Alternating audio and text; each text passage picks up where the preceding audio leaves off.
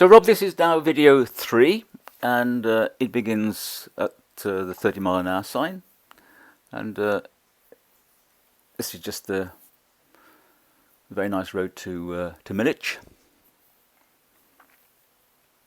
Be arriving at the village of Millich in a moment. This is it. So 30 miles an hour through the village, and I mentioned about how to deal with a junction on the left at a bend, and there's the sign for it. So it's a balance, a compromise. Keep away from the junction on the left and be careful of cars coming around the bend. Same there. That's good. I thought you did both those very well. Mirror check nationals. So 60 is the posted speed, and I think 60 is the safe speed. Brisk is the word the examiner uses. He wants you to be brisk. That means get up to the safe speed if it's safe.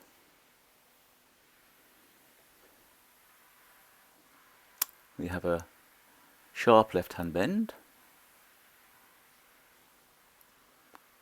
but it's not that sharp.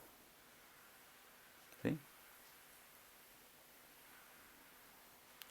So it's just the buildings on the right as you approach that bend that give you the impression that it's a tighter bend than you think. Now we've got a combination of bends.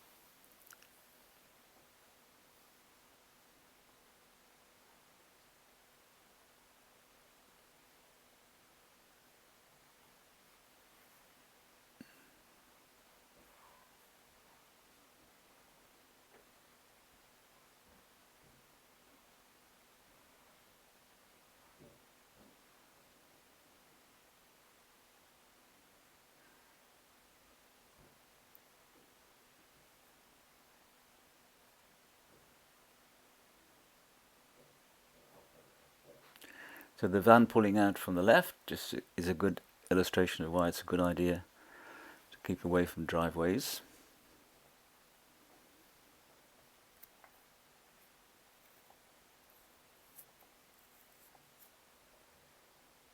Now we've got a right-hander with slow on the road, but no chevrons. That's often a giveaway, so we can just drive around it, but there are chevrons, so if there's 5-6 chevrons, it's because they've had to spend money on signage, which is normally an indication that somebody's had a collision there. Remember, more paint, more pain, is what we say. So if there are chevrons, you can bet that there's been a problem. They don't spend money on chevrons unless they have to.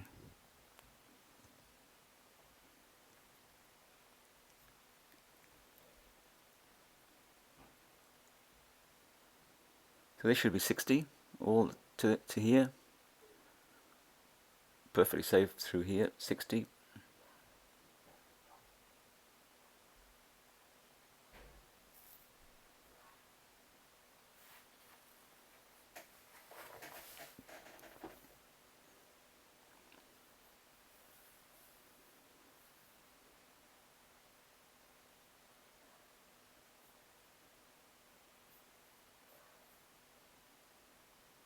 Accelerate. There are tyre marks from wear and tear, but no skid marks. And the skid marks just back there were because somebody had nudged out of their driveway. It wasn't to do with a bend.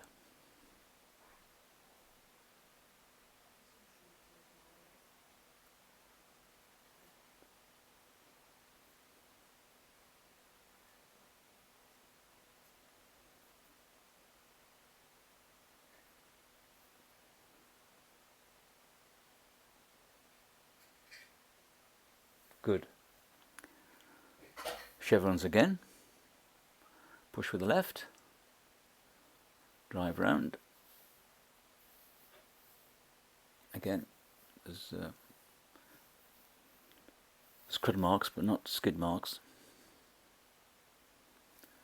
Very different.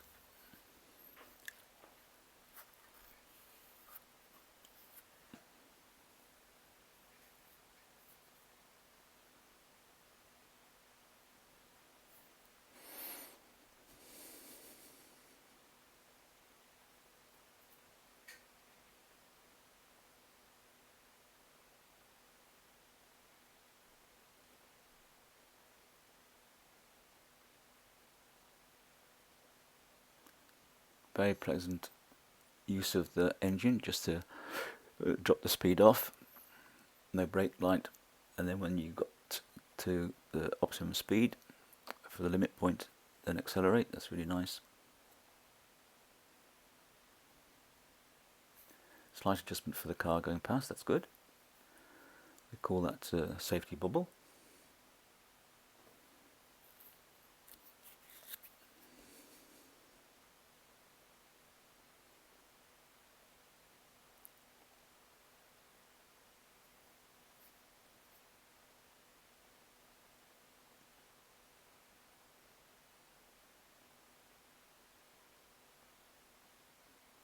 So only one chevron, no marks on the road, is indicative of quite a benign bend, and it was.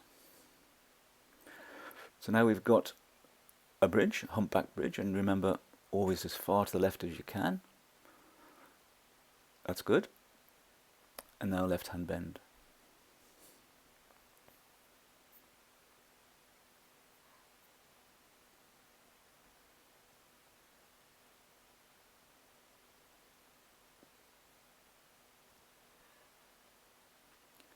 I think the first village is called Field, F-I-E-L-D. Then the second one is Bramshall.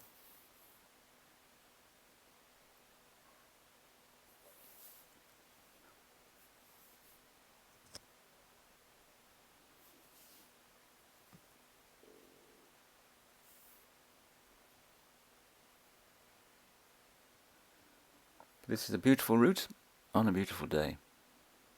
Perfect. So much easier to practice bends when it's not wet, particularly where there may be farm vehicles.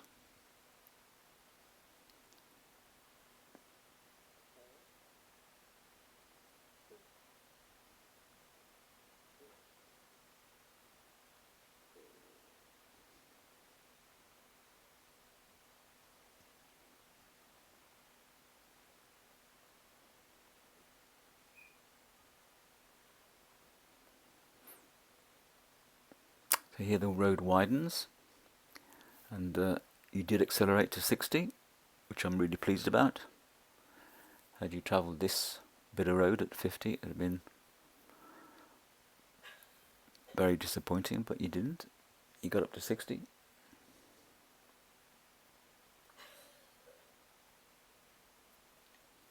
So here the posted speed and the safe speed are the same.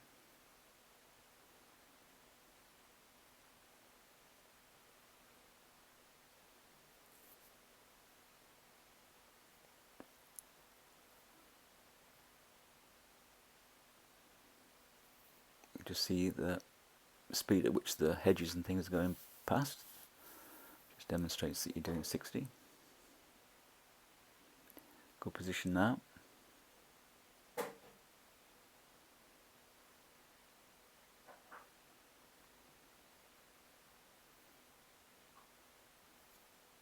Little bit less speed through the very gentle double bend.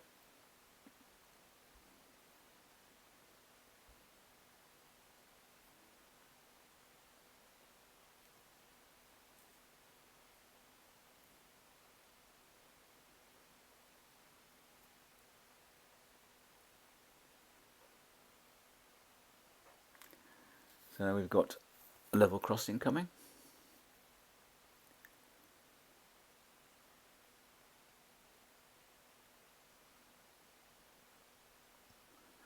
Take your weight on the pegs.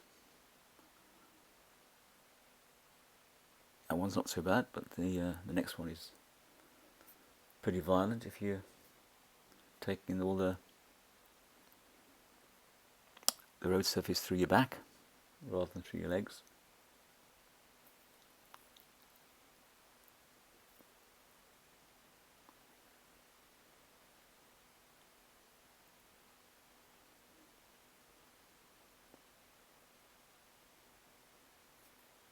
I can tell now you're starting to look a bit further forward. And that helps you to make those better decisions. Mirror check 30. Now we're going to take a right.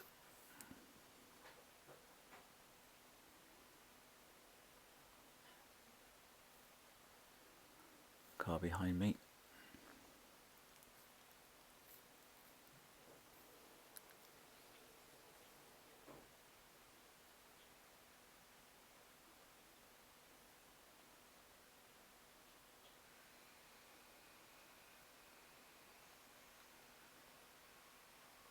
Still 30. Mirror check nationals. And then we're coming to where the cyclists were.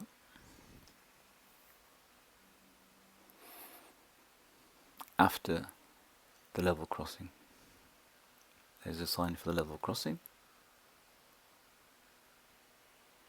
Give you plenty of warning. Double warning. And weight on your pegs. Watch. Boom, boom, boom, boom, boom, boom, boom, boom.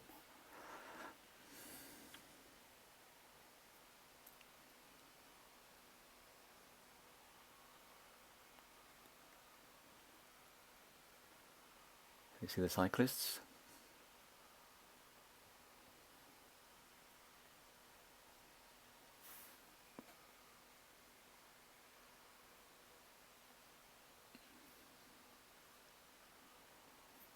You indicate. That's good. Give them a wide berth. So it should be 1.5 meters, but I give them 2.5 meters of free space between me and the cyclist. They're going to take a left. Good. And then, because I want to change the battery, have a chat, I'm going to come past you in a minute. So can you see that I can see the near side view? That's on the left hand side. So I begin my overtake as soon as I see the near side view is clear. Oh, the near side view tells me that the road is clear. I don't wait for what a car driver does, which is to get into the outside overtaking position before I begin my overtake. Gives me 3, 4, 5 seconds more. But we'll talk about that when we next meet and have a session on overtaking.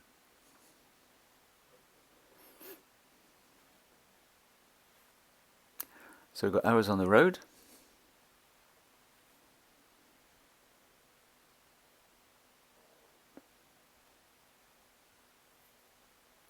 Double solid white lines, so I'm keeping my 2-second gap. Dotted lines now. But there are street lamps coming, so I know there's a 30-mile-an-hour sign, which is there. And now we're going to take a right.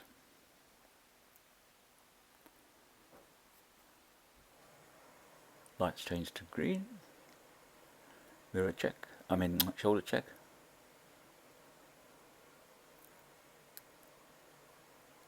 Don't need to look left because I was able to see into that open junction. A new roundabout.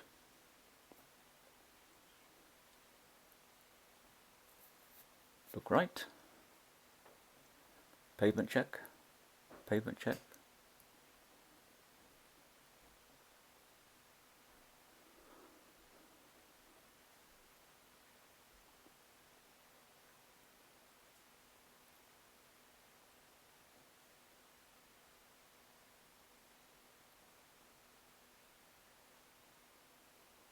swing around, and then come to a stop. And there we are, well done.